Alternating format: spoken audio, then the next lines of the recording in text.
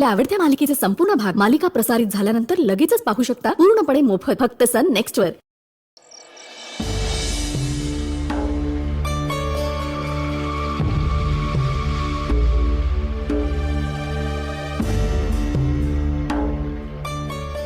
काय रे मेसेज करून इकडे या काय म्हणाला? कामाचं काही नाही, आता खूप थकलोय आज। सर तुमचा थकवा घालवण्यासाठीच तुम्हाला बोलवलंय मी। तिथे बाहेर आईंसमोर मी तुम्हाला ऑफर करू शकलो नसतो, म्हणून इथे माझ्या रूम मध्ये बोलवलं। काय बोलतोयस मला काही कळत नाही बाबा। एक मिनिट।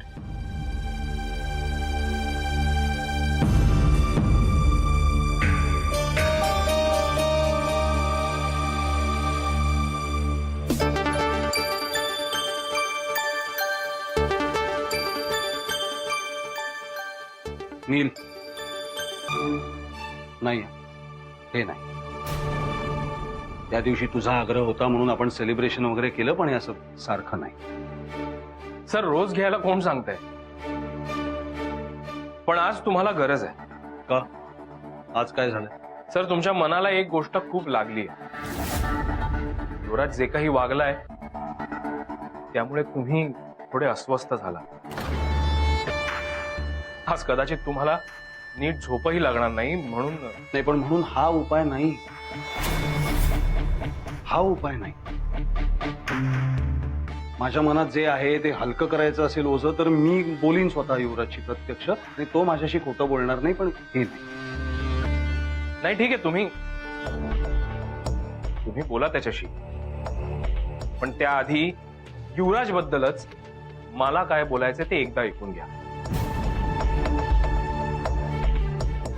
युवराजनी त्या मायरा नावाच्या मुलीचं जे प्रोजेक्ट स्वीकारलं त्यामुळे तुम्ही हर्ट झालाय, हे माहितीये मला।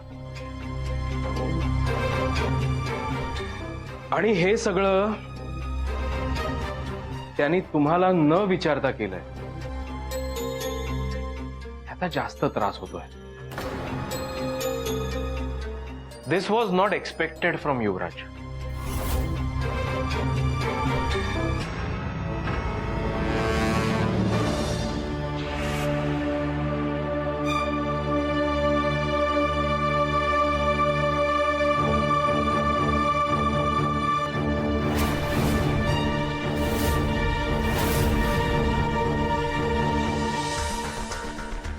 एक्सक्यूज मी, इथल्या रूमचं रेंट, जेवणाचं बिल आणि उद्याच्या ब्रेकफास्टचं बिल सगळं मला एकत्र करून हवंय। मी आताच बिल पे करतोय।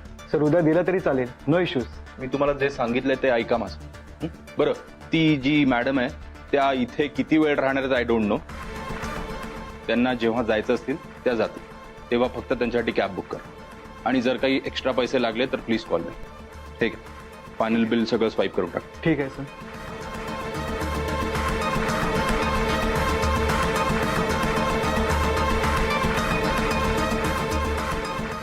Thank you sir. थँक्यू।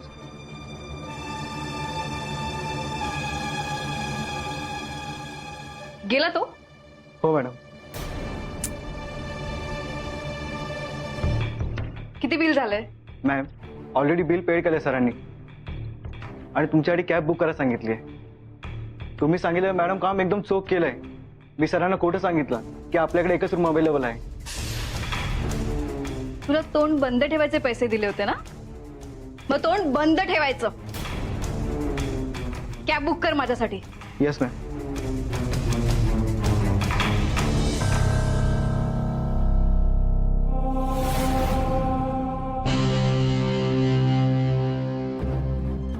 सर युवराज याआधी प्रत्येक काम तुम्हाला विचारून करायचा,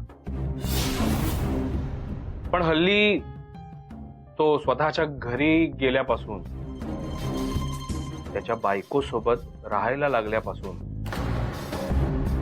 थोडा चेंज झालाय नाही? मला असं काही वाटत नाही, माझा नाही यावर विश्वास।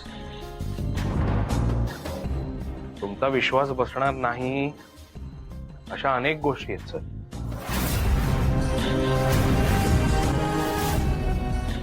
अर्पिता आणि युवराजचं एक सिक्रेट तुम्हाला अजून माहितीच नाहीये. तू का माझ्या मनावर हे ठसवायचा प्रयत्न करतोयस की युवराज खोटं बोलतोय? नाही, मी तसा कुठलाही प्रयत्न करत नाही. युवराज खोटं बोलतोच आहे. मी आत्ता नाही, खूप आधीपासून बोलतोय.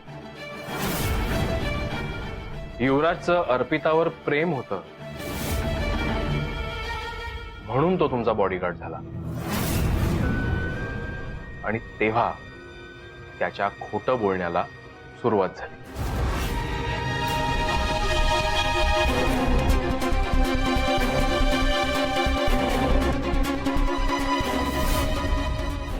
युवराजचं त्या मुलीवर आधी असं काही नाहीये. माझा युवराजवर आहे विश्वास. विश्वासघात तिथेच होतो जिथे अतिविश्वास असतो. तुम्ही आत्ता थोड्या वेळासाठी डोळे बंद करा आणि एक एक गोष्ट आठवण्याचा प्रयत्न करा. त्याला आधी तुमच्या मनात घर करायचं होतं आणि मग अर्पिताशी लग्न. तुमचा विश्वास बसणार नाही माहितीये मला. ठीक आहे सर, मला सांगा, जेव्हा युवराज आणि प्रियाचं लग्न होत होतं तेव्हा मी लग्न मंडपात येऊन माझ्या आणि प्रियाच्या प्रेमाची कबुली दिली. त्यानंतर युवराज अर्पिताशी लग्न करायला लगेच कसा तयार झाला? युवराज, तुझा या लग्नाला होकार आहे? सर, तुमचा जो काही निर्णय असेल तो मला मान्य असेल. हे लग्न हा एकमेव मार्ग दिसत असेल आणि तुलाही जर ते मान्य असेल तर आहे माझी परवानगी. त्यांनी ते लग्न करण्यासाठी एकदाही नकार दिलेला मला आठवत नाही. तू इतक्या पटकन तिच्याशी लग्न करायला तयार झाला कसं काय? कारण त्यांना आधीपासूनच एकमेकांशीच लग्न करायचं होतं. इथेही या घरात सुद्धा ते लपून छपून एकमेकांना भेटण्याचा प्रयत्न करायचे सर, पण इथे तुम्ही होतात म्हणून त्यांना ते जमलं नाही. आणि आता तर काय, तो त्याच्या घरी गेलाय, सोबत त्याच्या बायकोलाही घेऊन गेलाय. तिथे राजा राणीची प्रेम कहाणी छान सुरू आहे. त्यामुळे आता त्याला तुमच्यासाठी कुठे वेळ आहे? आधी त्यांनी तुमच्या डोळ्यावर विश्वासाची, प्रेमाची पट्टी बांधली आणि मग अलगद अर्पिताला घेऊन निघून गेला. तुमची खूप मोठी फसवणूक झाली आहे सर. अर्पिता आणि युवराजनी ठरवून फसवलंय तुम्हाला.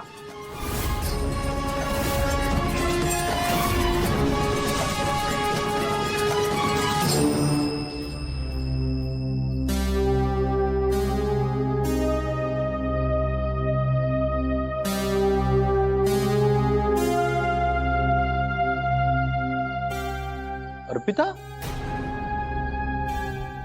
अर्पिता का तू अजून झोपली नाहीस?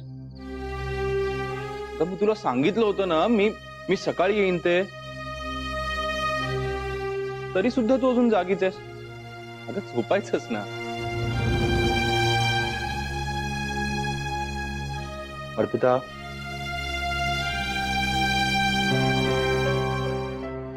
मग नवऱ्याच्या आठवणीत झोप येत नाही वाटतं?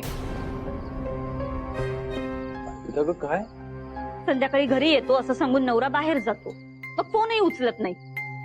मग वर हेही कळतं की एका तरुण मुलीसोबत हॉटेलमध्ये एकाच खोलीत.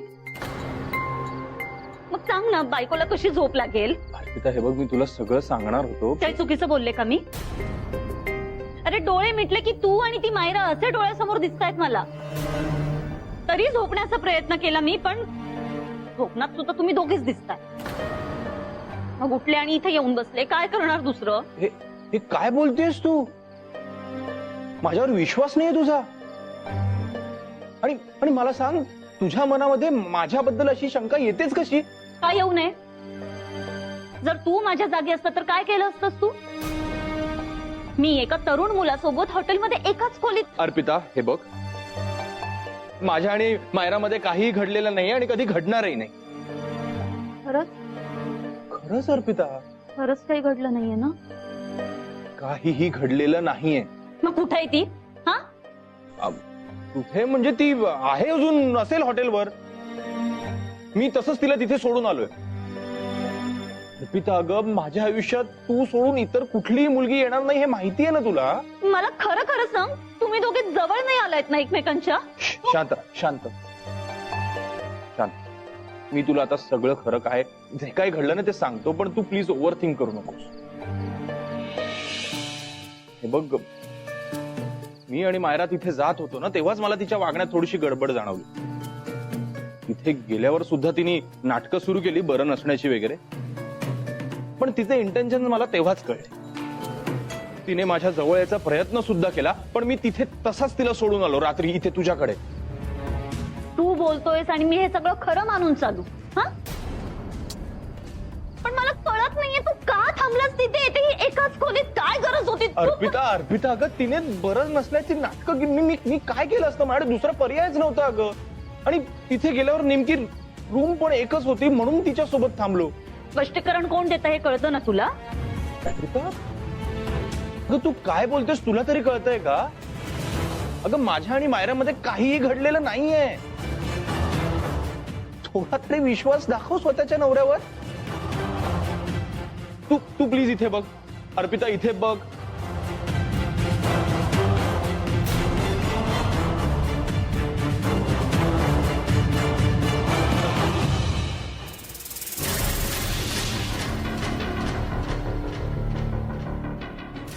दोघांनी मिळून तुम्हाला फसवले sir. I am sorry to say this, but खरं तर दोघांनी मिळून तुम्हाला मूर्ख बनवले. त्यांच्यासाठी तर या नाटकाचा गोड शेवट झालाय. आणि आता दोघेही एकाच घरात एकाच खोलीत एकमेकांच्या अगदी जवळ. ही मुलगी कशी आहे ना हे तू नको सांगूस मला. मला माहिती आहे व्यवस्थित. तिचं काय, तिचं फसवतच आलीये मला. कायम नुकसानच केलंय तिने माझं कायम. पण युवराज तसा नाहीये आणि हे मला माहिती आहे. विश्वास आहे माझा त्याच्यावर. की अशी काही गोष्ट असेल तर तो माझ्यापासून लपवून ठेवणार नाही, खात्री आहे. आणि हे तू म्हणतोस ना ते लग्नाला अचानक कसा तयार झाला असं विरोध नाही केला, कारण हे लग्न व्हावं हे त्याच्या आईने सुचवलं होतं. त्याने आईच्या शब्दाचा मान राखलाय. त्यांची ही इच्छा होती, कारण त्यांच्या मनात आधीपासून त्या मुलीचं नाव होतं, युवराजचं नाही. आतून खचलाय तुम्ही सर, पूर्णपणे खचला आहात तुम्ही, ते दिसतंय मला. आपला ज्या माणसावर सगळ्यात जास्त विश्वास होता त्याच माणसाने आपला विश्वासघात केला. हे झेपत नाहीये तुम्हाला. तुम्ही त्याला वेगळ्या खोलीत राहायला सांगितलं ना, ही त्याच्यावर जबरदस्ती होती. हे लग्न नाही.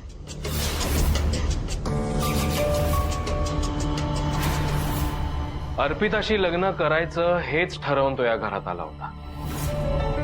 आणि त्याला जे हवं शेवटी तेच त्यांनी केलं.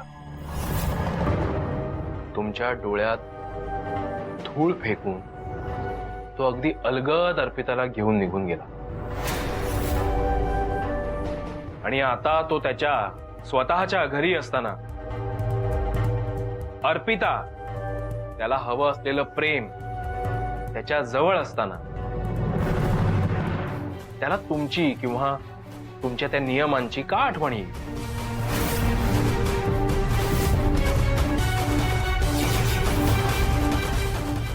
तर शहानिशा करून घ्यायला हवी. आत्ता? हो आत्ता. नाही सर, आत्ता नको. आपण उद्या बोलूया युवराजशी. आणि जी शंका आलीये मनात त्या शंकेचं निरसन हे आत्ताच रात्रीच करायला हवं. सर ऐका माझं. सर सर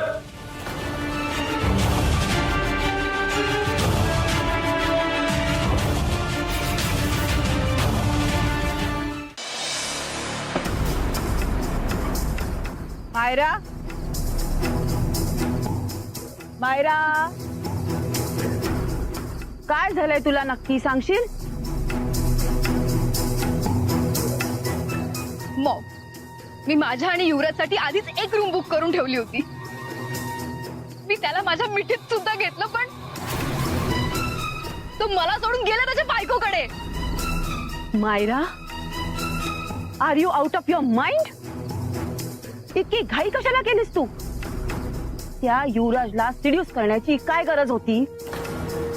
मग काय करायला पाहिजे होतं मी? तो काय स्वतःहून मला मिठीत घेणार नव्हता.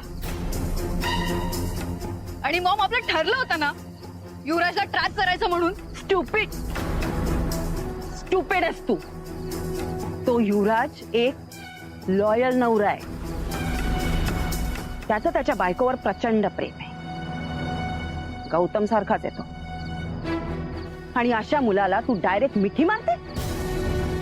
त्याच्या जागेवरती अजून कोणी दुसरं असतं ना तर त्याचा स्वतःवरचा तापा सुटला असता. पण मायरा, कसं आणि काय समजवू मी तुला?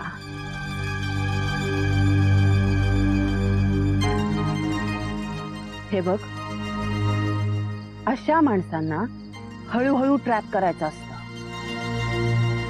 Honey trap. तू जर का अचानक त्याच्या अंगावरती धावून गेलीस तर तो कायमचा तुझ्यापासून दूर जाईल. तू त्याच्या प्रेमात पडलीयस असं नाटक कर. मॉम, तेवढा वेळ नाहीये. हे सगळं ना तुमच्या जनरेशनला शोभतं, आमच्या नाही. What generation? तो युवराज तुझ्या वयाचा असला तरी देखील त्याचे विचार गौतमच्या जनरेशनचे आहेत. कळतंय का तुला? पेशन्स, पेशन्स ठेवायला शिक मायरा. त्या युवराजला कन्व्हिन्स कर की तू खरंच त्याच्या प्रेमामध्ये पडली आहेस. आणि मग त्याला जाळ्यातो. त्यानंतर तो तुझ्या असा ताब्यात येईल की मग आपण त्याच्याकडून आपल्याला हवं ते करून घेऊ शकतो. कळतंय तुला? युवराज आणि अर्पिता कायमचे एकमेकांपासून दूर जातील. आणि मग अर्पिताने तुझ्या लहान बहिणीला दिलेल्या त्रासाचा बदला आपण घेऊ शकू. पण कळतंय? घाई करू नकोस. प्रत्येक पाऊल जपून टाक. त्या युवराजला संशय सुद्धा येता कामा नये की तुझ्या मनात त्याच्याविषयी काहीतरी वेडवाकडं सुरू आहे. तुला कासव आणि सशाची गोष्ट माहिती आहे ना? कासव बन, ससा बनू नकोस. सर अहो थांबा ना प्लीज, ऐका ना माझं. अहो कुठे चाललायत तुम्ही? युवराजच्या घरी. काय? नाही नाही सर, हे बघा, इतक्या रात्री तुमच्यासारख्या माणसांनी असं बाहेर पडणं बरोबर दिसत नाही.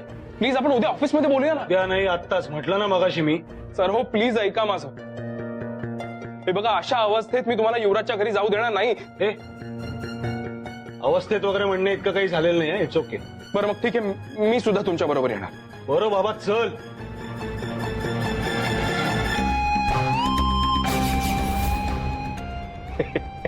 हे बेस्ट होत आहे. हा म्हातारा तर वेडा झालाय, वेडा. त्या युवराजचा काटा आज कन्फर्म निघणार. सर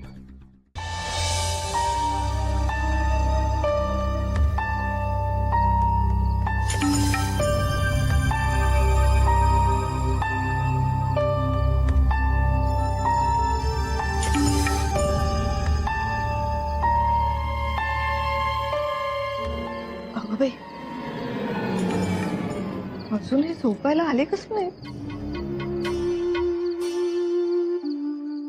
अहो,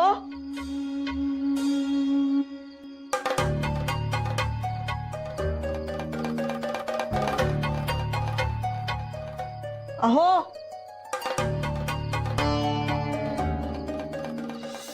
शिवराज, मला ना बोलायचंच नाहीये तुझ्याशी. तू तू तू तू जा ना त्या मायराकडे जा. माझी काय गरज आहे तुला? आत्या आहेत ना माझ्या सोबतीला. मी बघेन मला काय करायचंय ते. तू अर्पिता अगं ऐक ना. हे बघ, मी तुला शेवटचं सांगते, मी किंवा मायरा आमच्या दोघींपैकी तुला एकीलाच निवडावं लागेल. काय बोलतेस तू? कशाला तू तू तिच्या सोबत चांगलास, तू जा तिच्याकडे. अर्पिता अर्पिता अर्पिता अर्पिता अर्पिता हळू हळू हळू हळू हळू हळू नाही नाही हात नाही लावत आहे. हळू हळू डोकं शांत कर. हे बघ तू प्लीज माझं ऐकून घे. अर्पिता अगं मी तुला सांगतोय ना अगं, मी काय सांगतो माहेराकडे हा? आणि तू तू प्लीज असं चिडू नकोस ना ग. हा तू माझ्यावर रागावलीस की ना मला अशी झोप नाही लागणार. तू तू प्लीज माझं ऐकून तरी घे. हे बघ मला सांग, मी काय करू की तू मला माफ करशील? हा तुझा विश्वास बसेल माझ्यावर? मला सांग. मी मी हा मी उठा बशा काढू? नाही ते झालंय आधीच. मी एक काम करतो, मी ना तुझ्या पाया पडतो. हा, हे बघ Arpita, I am seriously very sorry. मी खरंच सॉरी.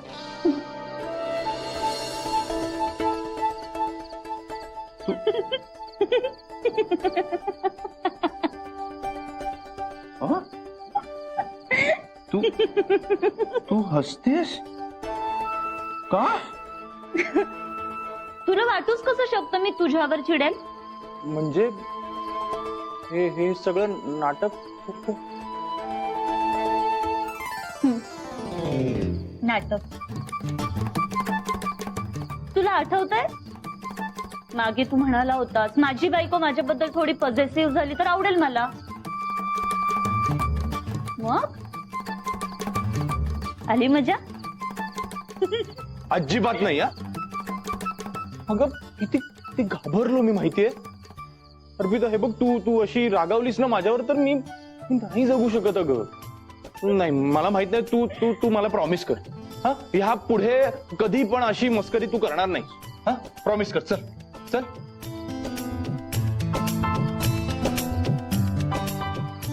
तरी तू हसतेस. नाही तुला ही सगळी मस्करी वाटते ना? ठीक आहे मी बोलणार नाही तुझ्याशी. मी बघतो मग आता काय करायचंय ते. मी झोपायची तयारी करून. तू नको बोलूस माझ्याशी.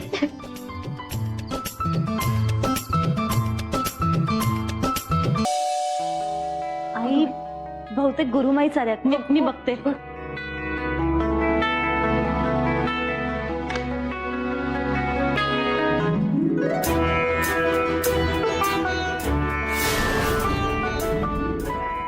गुरुमाई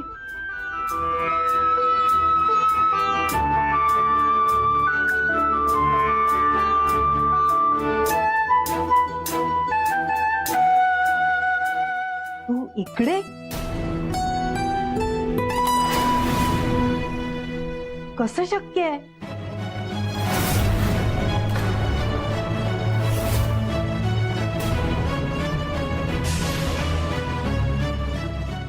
गुरुमाई तुम्ही आत या ना. या.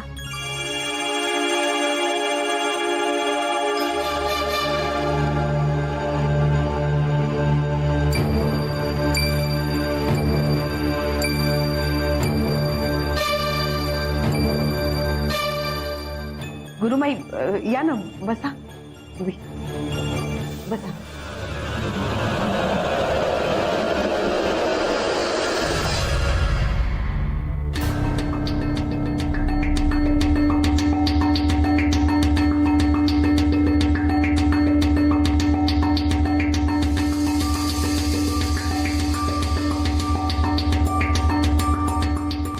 गुरुमाई काय झालंय? तुमच्या चेहऱ्यावर एवढं आश्चर्य का?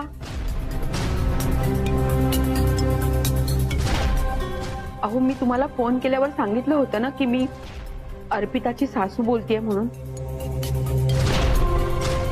मग अर्पिताला इथे बघून तुम्हाला एवढा आश्चर्याचा धक्का का बसलाय?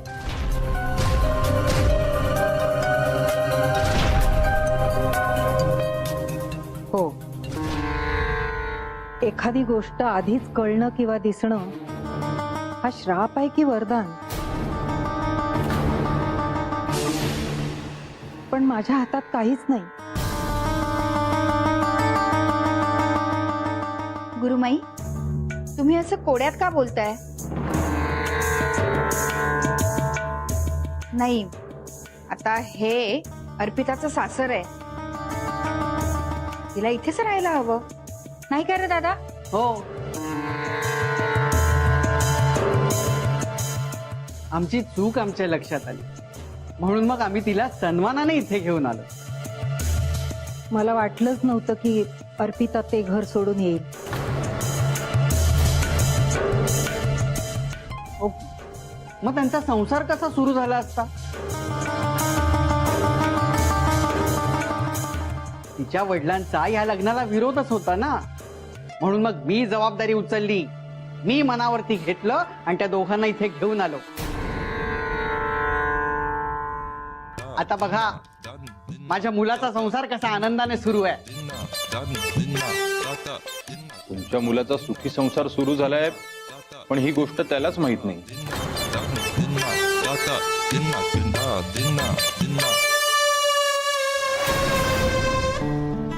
गुरुमाई, अहो बघा, काही असलं तरी ही गोष्ट मात्र खरी आहे. आम्ही खरंच इथे राहायला आलोय. गुरुमाई, हे माझं हक्काचं घर आहे आणि मी इथे खूप आनंदात आहे.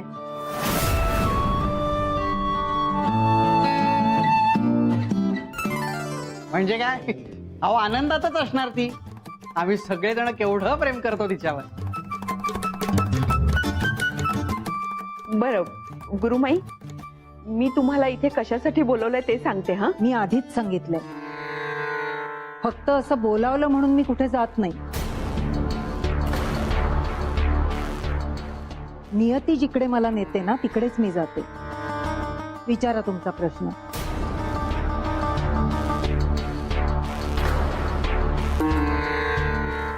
हो, म्हणजे हा माझा मुलगा युवराज हा एक नवीन प्रोजेक्ट सुरू करतोय आणि त्याबद्दलच आम्हाला विचारायचं होतं. अहो गुरुमाई, ही पत्रिका. युवराज ज्या जमिनीवर प्रोजेक्ट सुरू करतोय ना, ती जमीन त्याच्या नावावर आहे. ही पत्रिका बघा आणि सांगा.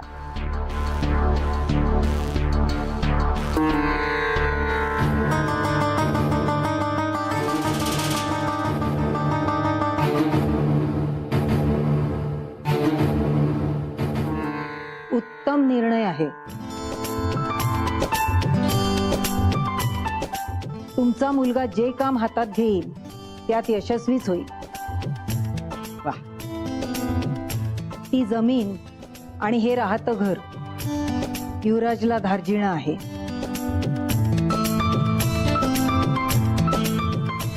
चला, छान झालं. लक्ष्मी, जा चहाचं बघ आता. नको,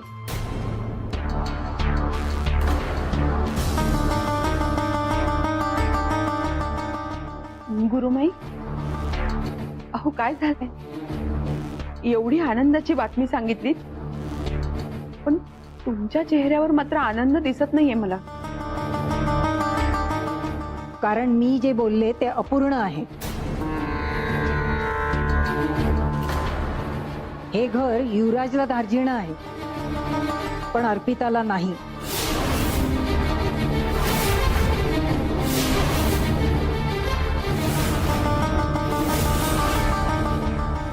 त्या घरात तिच्या अवतीभोवती तिच्या आईचं, तिच्या जन्मदात्या आईचं वलय होतं.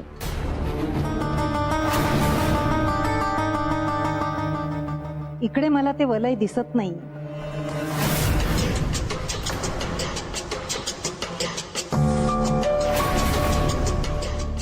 उलट तिच्या अवतीभोवती काहीतरी अशुभ, अमंगल,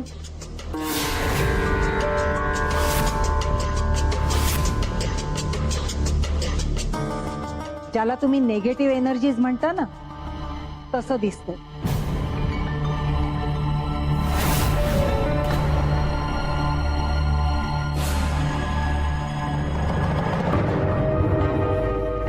गुरुमाई, अहो निगेटिव्हिटी तर सगळीकडेच असते, पण मी त्याच्याकडे पॉझिटिव्ह दृष्टीने बघते.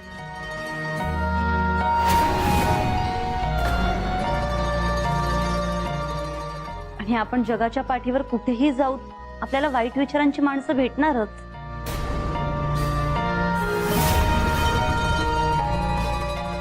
पण इथे माझ्यावर एवढं प्रेम करणारा माझा नवरा,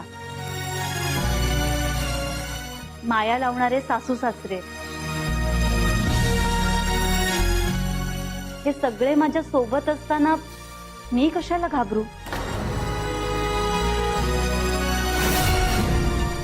रुमाई अहो, काळजी करण्याचं काहीच कारण नाहीये. तू स्वतःची काळजी घेशील ग, पण तुझ्या वडिलांची काळजी कोण घेईल?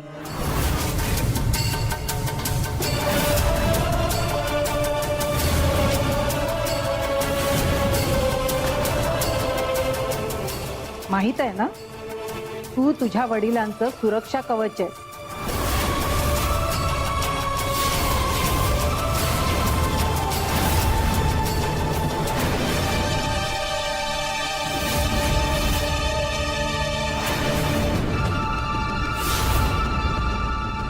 जोपर्यंत तू त्यांच्या आसपास असशील तोपर्यंत ते सुरक्षित आहे.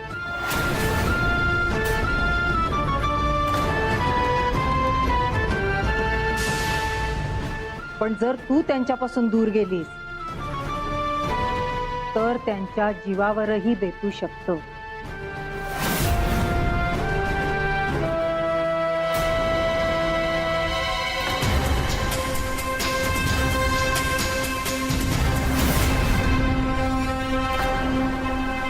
आणि हे माहीत असूनही तू ते घर सोडून आलीस.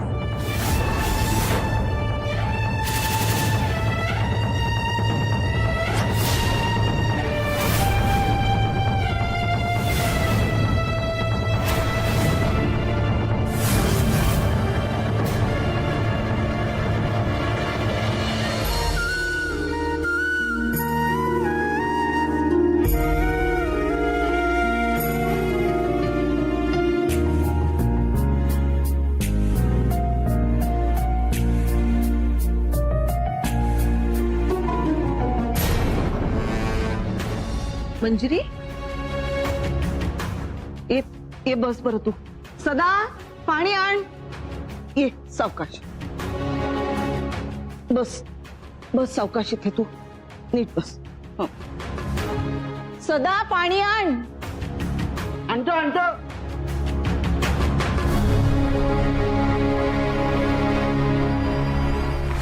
ठीक आहे, पाणी घे.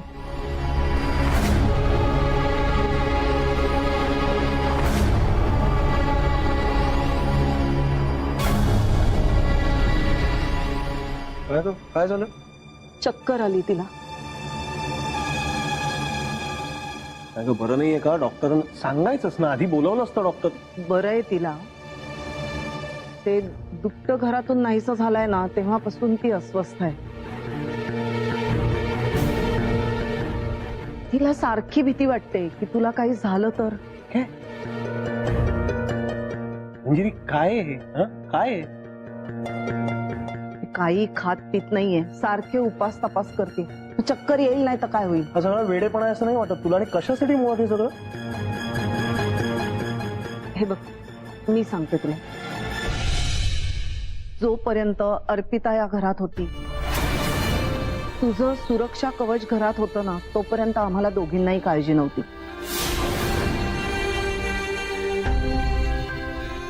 आता मात्र आम्ही दोघी मनातून हादरलो. मी ना कहर चालवलाय, खरंच सांगतो.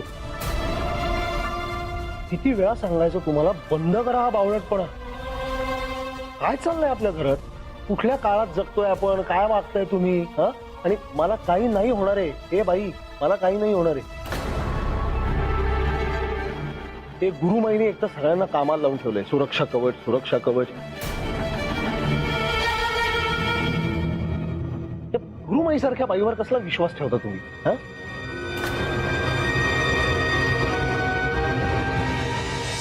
तू इकडे सुखाने संसार करतेस ग, पण तिकडे लोक तुझ्या वडिलांच्या जीवावर उठले.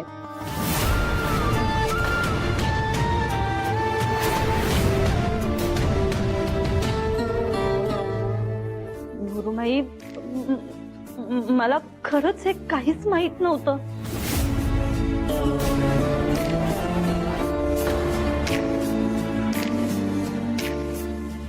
मला माहितीच नव्हतं की मी बाबांचं सुरक्षा कवच आहे. तुला कोणी सांगितलं नाही? तुम्ही घरात कोणाकोणाला सांगितलं होतं हे सगळं? सगळ्यांना.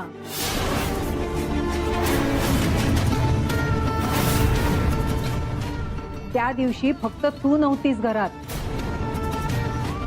तुझी आई, आजी, बहीण, वडील सगळ्यांना माहित आहे हे.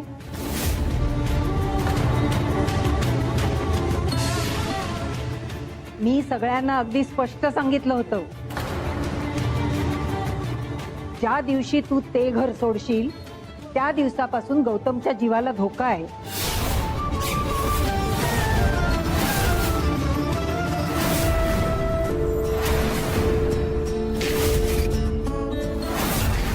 आणि इतकी मोठी गोष्ट तुझ्यापासून लपवून ठेवली त्यांनी का?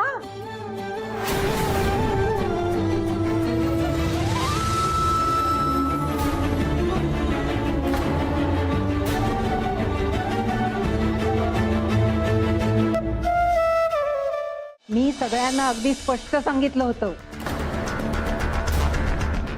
ज्या दिवशी तू ते घर सोडशील त्या दिवसापासून गौतमच्या जीवाला धोका आहे. आणि इतकी मोठी गोष्ट तुझ्यापासून लपवून ठेवली त्यांनी का? अर्पिता, बघ तू तू काळजी करू नकोस, ह्यात तुझी चूक नाहीये.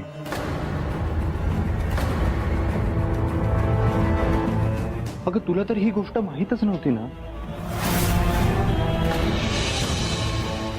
आणि तसंही गौतम सरांचा ह्या असल्या सगळ्या गोष्टींवर विश्वास नाहीच. गुरुमाई, हे बघा, गौतम सरांना अर्पिता तिथे त्या घरात नकोच आहे. मग मला सांगा, आता तिची तरी काय चूक आहे? शिवराज, बाबांना मी त्या घरात नको ही गोष्ट माझ्यासाठी नवीन नाहीये.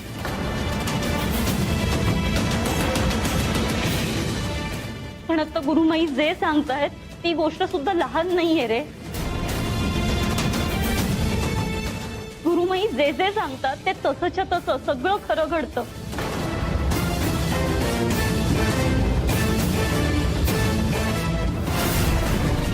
आणि आता सध्या घरात काय चालू आहे ते तुलाही माहिती आहे.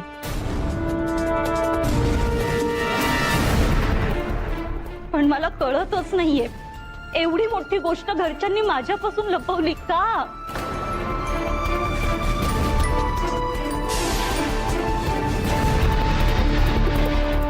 अगं कारण उघड आहे. तुला जर का हे कळलं असतं तर तू त्या घरातून बाहेर पडलीच नसतीस.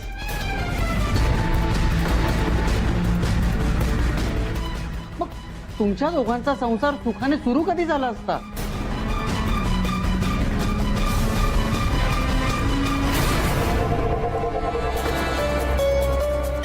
अर्पिता,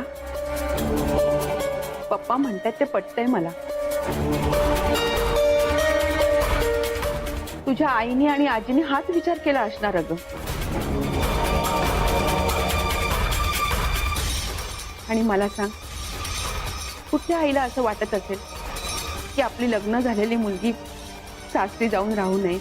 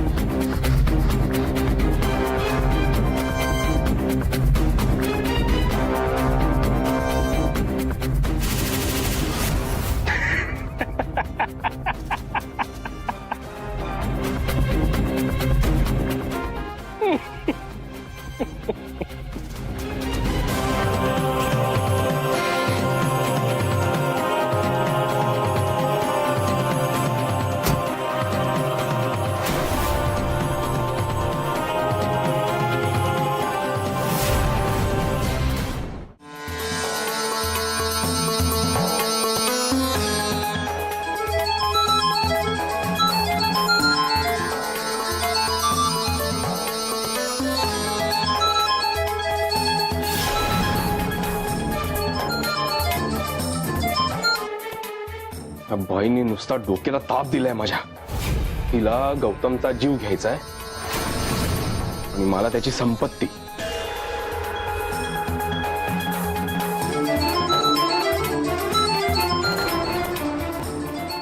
हिचा नंबर ब्लॉकच करून टाकतो म्हणजे कायमचा निकाल लागेल.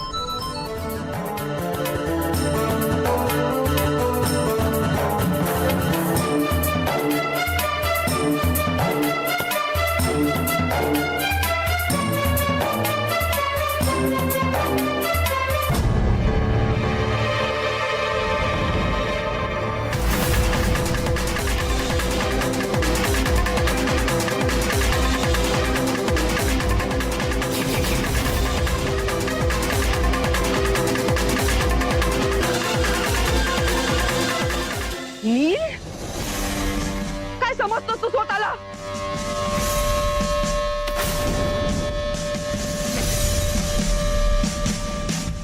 मॉम इतकं काय झालं चिडायला? हा नील आतापर्यंत माझे फोन कॉल्स इग्नोर करत होता, आता त्याने माझा नंबर ब्लॉक केलाय. काय ऍटिट्यूड. मॉम आतापर्यंत मी या नीलला खूप लाईटली घेत आले, पण आता इनफ इनफ त्याला फोन कॉल्स करणं. पाणी आता डोक्याच्या वर जायला लागलंय. तू जाऊन धडक तिकडे आणि मगच तो आपल्या मुठीत येईल. आता मी धडकणार नाही. आता मी असं काहीतरी करेल की नीलच्या पायाखालची जमीन सारखे. Just wait and watch.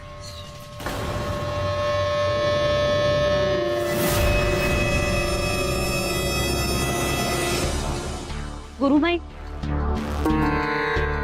थांबा,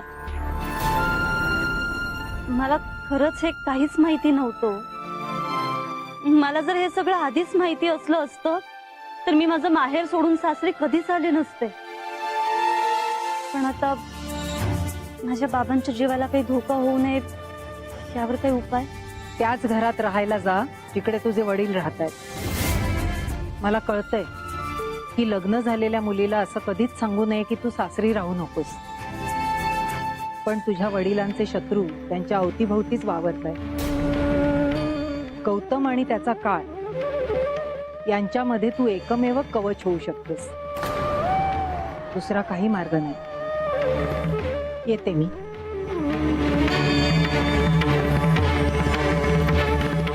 गौतम आणि त्याचा काळ यांच्यामध्ये तू एकमेव कवच होऊ शकतेस. दुसरा काही मार्ग नाही.